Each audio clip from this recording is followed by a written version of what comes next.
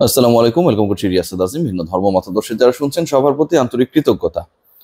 জাদুকর যেখানে যান না কেন তিনি ওই জাদুই দেখাবেন। আবার কৃষককে আপনি যদি মহাশূন্যও পাঠিয়ে দেন তিনি চেষ্টা করবেন ওখানটায় ফসল ফলানোর জন্য। আর আমিনুল ইসলাম বুলবুলকে আপনারা কৃষক বলবেন নাকি ম্যাজিশিয়ান বলবেন, এটা নিয়ে একটা তর্ক হতেই পারে। এসএসসি তে দায়িত্ব পালন করেছেন, আইসিসি তে দায়িত্ব পালন করেছেন, বাংলাদেশ ক্রিকেট বোর্ডের বসের দায়িত্বে এই মুহূর্তে তিনি এখানটায় দায়িত্ব পালন করতে এসেও তিনি ফসল ফলিয়েছেন, ম্যাজিক দেখিয়েছেন। ভারত পাকিস্তান দ্বৈরথ নিয়ে আমরা সবাই জানি, কেউ কাউরে দেখতে পারে না। মানে থাকে না ওই যে আমরা বিভিন্ন বাংলা মুভি দেখতাম যে দুই সতীনের সংসার, কেউ কাউরে পছন্দ করে না, অনেকটা সেরকম। ভারত ডানে গেলে পাকিস্তান বামে যায়, বিসিসিআই যদি বামে যায় পিসিবি ডানে যায়। এজিএম কে কেন্দ্র করে এশিয়ান ক্রিকেট কাউন্সিলের যেই টানাপোড়েন তৈরি হয়েছিল সেখানটায় ভারত অ্যাটেন্ড করবে না। বিসিসিআই সাফ জানিয়ে দিচ্ছে বাংলাদেশের এজিএম তারা মানে না। বিভিন্ন গণমাধ্যমে সেই খবর এসেছে। এমন একটা পর্যায়ে মনে করা হচ্ছিল যেটা বাতিল বা স্থগিত হতে পারে, জাতীয় দৈনিকগুলোতে নিউজ এসেছে। আমিনুল ইসলাম বুলবুল পিসিবির এজিএম করার যে ভেন্যু হিসেবে বাংলাদেশকে চুজ করা সেটাকে মেনে নিয়ে পাকনামি করেছেন, এরকম বক্তব্য এসেছে। শেষ পর্যন্ত তিনি জাদু দেখালেন। ভার্চুয়ালি ইন্ডিয়া অ্যাটেন্ড করবে, আফগানিস্তান এসে গেছে, শ্রীলঙ্কাকে নিয়ে কনফিউশন ছিল, তারাও অনবোর্ড। যেটা আইসিসি করতে পারেনি, ইন্ডিয়া পাকিস্তানকে এক করতে পারে নাই কোনো ব্যাপারে। ভারত না করেছে, পাকিস্তান হ্যাঁ বলেছে। এই ব্যাপারগুলোকে কখনোই আইসিসি পর্যন্ত সমাধান করতে পারেনি, সেটা করে দেখিয়েছেন আমাদের ম্যাজিশিয়ান বুলবুল। এই আলোচনার ডিটেলসে আমি যাচ্ছি, লাভ ক্ষতি নিয়ে যাচ্ছি। তার আগে আরেকটা ব্যাপার একটু আপনাদেরকে বলি, সেটা হচ্ছে বাংলাদেশ ক্রিকেট দলের পারফরমেন্স নিশ্চয়ই দেখছেন। 2 মাস হয়েছে আমিনুল ইসলাম বুলবুল দায়িত্ব নিয়েছেন, এবং এই 2 মাসের মধ্যে 2 মাস এখন ভালোভাবে হয় নাই, বাংলাদেশ পাকিস্তানকে হোয়াইট ওয়াশ করার দ্বার প্রান্তে টানা 2 ম্যাচে জিতেছে। শ্রীলঙ্কার বিপক্ষে পিছিয়ে পড়ে নিজেদের সবচেয়ে ডিসকমফোর্ট জোন যেটা টি20 ফরম্যাট, সেই ফরম্যাটে টানা 2 ম্যাচে জয় পেয়ে সিরিজ জিতেছে। স্মার্ট ক্রিকেট খেলেছে, চাকা অল ইন ওয়ানের মতো, যা স্মার্ট এনজাইমার কালার গার্ড ফর্মুলা আপনার কাপড়কে ধবধবে পরিষ্কার করবে মাত্র 75 টাকায়। বাংলাদেশ দল যে কাজটা করে দেখিয়েছে, এই কাজটা কিন্তু এই দলটাই ঠিক যখন আমিনুল ইসলাম বুলবুলের পূর্বসূরি প্রখ্যাত ফারুক আহমেদ ছিলেন তখন করতে পারছিল না। বাংলাদেশ দল তার সময় মাত্র 12.5% ম্যাচ জিতেছে, সেই দলটা বদলে গেছে। টানা 4টা টি20 জিতেছে, শ্রীলঙ্কার বিপক্ষে 2টা, পাকিস্তানের বিপক্ষে 2টা, টানা 2টা সিরিজ জয় করেছে। সেই সময় বাংলাদেশ এই জয়গুলো পেল যখন সামনে এশিয়া কাপ হবে, সেই সময় বাংলাদেশ এই জয়গুলো পেল যখন টি20 ফরম্যাটের বিশ্বকাপটা ভারতে হবে ফেব্রুয়ারিতে। খেয়াল করে দেখবেন যে এই আলোচনাটা আমি যখন করছি তখন কিন্তু এশিয়া কাপের ভবিষ্যৎটাও যেটা অনেকটাই দোদুল্যমান অবস্থায় চলে গিয়েছিল। কারণ এসিসির যে এজিএম, ইন্ডিয়া যদি অ্যাটেন্ড না করে, তারা যদি ডিনাই করে to be the participant of this AGM, তাহলে এশিয়া কাপ ঝুলে যাবে। এশিয়া কাপ হবে না, যেটা সেপ্টেম্বরে ইউএইতে হওয়ার কথা, সেটা হবে না। কেন হবে না? হবে না কারণ এশিয়া কাপের আয়োজক আবার বিসিসিআই, ইন্ডিয়া। তারা যদি, যারা আয়োজক, তারা যদি বাংলাদেশের এই কংগ্রেসে অ্যাটেন্ড না করে, তাহলে তো এটা হওয়ার কোনো সুযোগ নেই। বুলবুল কি করলেন? বুলবুল কয়েকটা কাজ করলেন। বুলবুল প্রথমত হচ্ছে পুরো সিচুয়েশনটাকে আগে বোঝার চেষ্টা করলেন, তারপরে এক রাত ঘুমালেন না। আমি এটা জানি তিনি এই ঘটনাটা কিভাবে মানে একটা পর্যায়ে নিয়ে আসবেন, অথবা এটাকে পুরোটাকে মিনিমাইজ করে ফেলবেন যে ক্রাইসিসটা তৈরি হয়েছে, সেটার জন্য তিনি তার আগের রাতটা ঘুমান নেই, এটা আমি বলতে পারি। তার কাহিনীগুলো কিছুটা বোঝা যায়।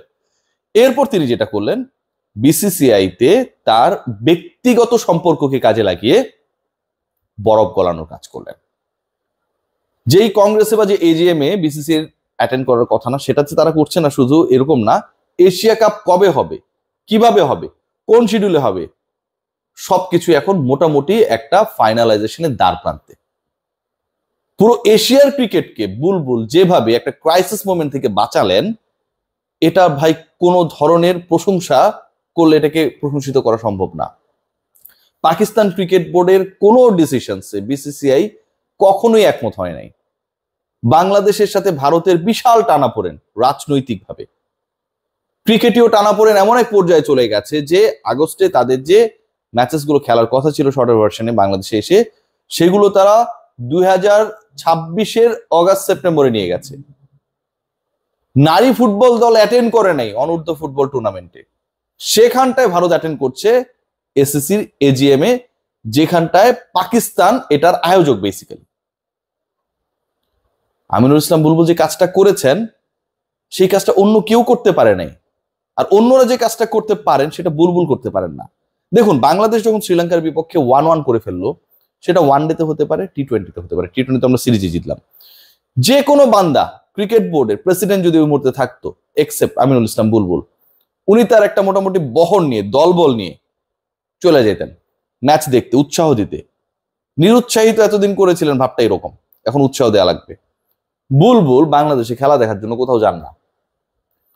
বুলবুল নিজের অর্থে 12,000-15,000 টাকা দিয়ে একটা চিলকোঠা টাইপের ফ্ল্যাট নিয়ে থাকেন, মাঝে মাঝে নিজেই রান্না করেন, আত্মীয়ের বাসা থেকে খাবার আসে, উবারের বাইকে কইরা কোন একটা প্রোগ্রামে যেন টাইমলি যেতে পারেন, এবং বিসিবি যেন প্রোটোকল, গাড়ি, পেট্রোল কম নেওয়া লাগে, তিনি তো এটা তার ডেজিগনেশন অনুযায়ী এমনিতেই পান, সেটাও যেন কম নেওয়া লাগে, সেটা এনশিওর করার জন্য হোন্ডায় উঠে চলে যান।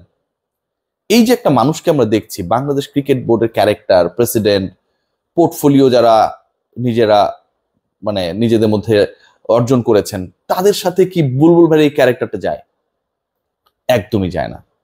এই যে রিস্ক যে নিলেন তিনি, যে এসএসসি রেজিয়ামটা বাংলাদেশই হবে, এটা নিয়ে একটা উৎসব মুখর পরিবেশ। গতকালকে সকল এশিয়ান নেশনস গুলোকে আমরা দেখেছি বিসিবির বিভিন্ন প্ল্যাটফর্মে পোস্টে।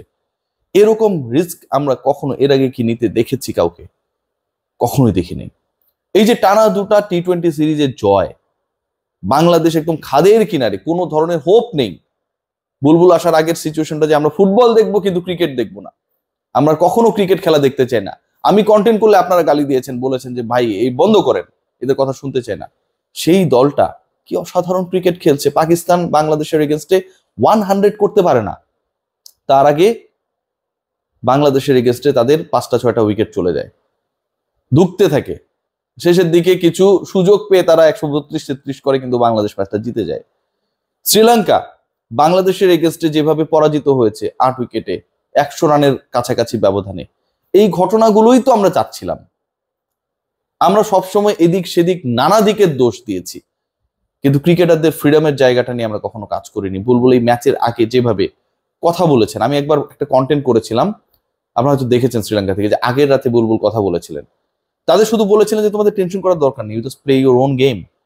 বাংলাদেশ জেতা শুরু করেছিল ঠিক তখন থেকেই। বুলবুলের ওই ফোন কলের পরে বাংলাদেশ টোটাল খেলেছে 2টা ওয়ানডে, 4টা টি-20, টোটাল নাম্বার অফ ম্যাচ 6টা, যার মধ্যে বাংলাদেশ হেরেছে 1টা ওয়ানডেতে, 1টা টি-20তে, জিতেছে টোটাল নাম্বার অফ ম্যাচ হচ্ছে 7টা, জিতেছে হচ্ছে 5টায়।